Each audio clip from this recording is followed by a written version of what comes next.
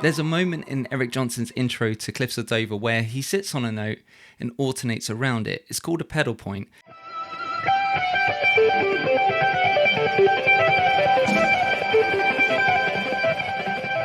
Now, a common approach with that kind of thing is just to leave it in the virtuosic pile and never touch it. But the idea itself is actually a lot more simple than you think, and we can drop it straight into the minor pentatonic, something that's already familiar to us, and create a genuinely fantastic concept and phrase to improvise with.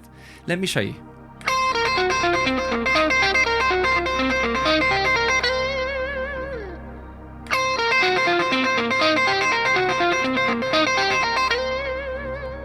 So here's the concept, a pedal point.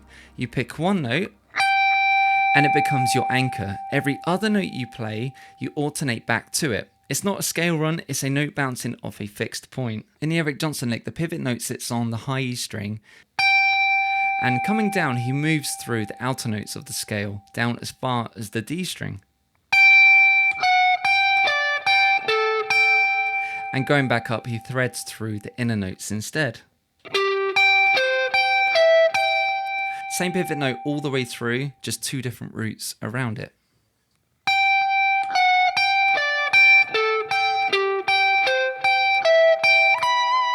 Okay, so here's how that maps into the minor pentatonic, plus one little tweak, one little addition of my own. So step one is just establishing that pivot point or that pivot note, and to know exactly what that is, we're going to be using C minor pentatonic position 1.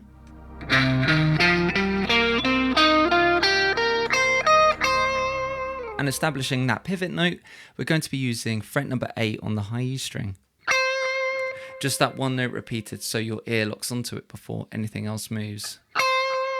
That's the anchor, and everything else is going to bounce off this. So step number 2 is alternating the pivot note with the outer notes of the scale, descending string by string down to the D string.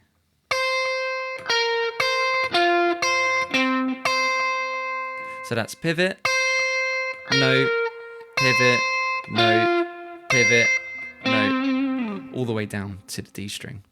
And for step number 3, coming back up the scale, we don't need to retrace the same path we did going down. So as we go up, we're going to move through the inner notes of the scale instead.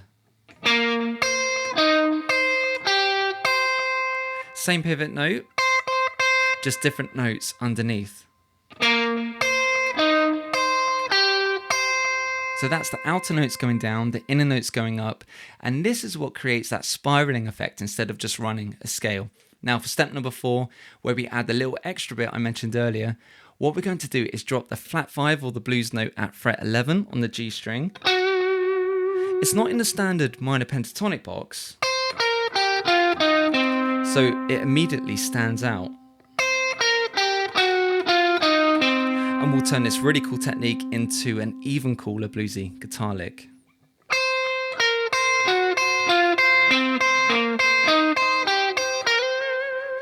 So here's the whole thing. We start with the pivot note, descend down the outer notes with the blues note dropped in,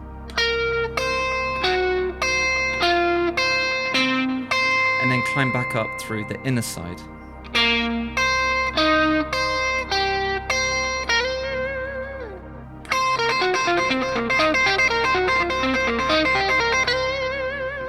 So just as a side note to help you learn this lick the way I'm playing it, I'm using hybrid picking, which is a combination of pick and fingers. For the pivot note, I'm using my middle finger, and for all the alternating notes, I'm using a downstroke with the guitar pick.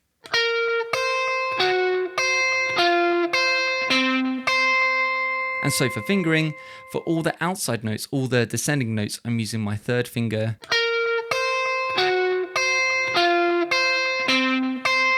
And for all the inside notes, all the ascending notes, I'm using my second finger.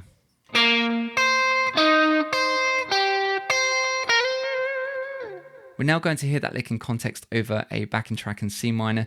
This little clip will give you an idea of how I would approach using this lick in a soloing or a musical situation.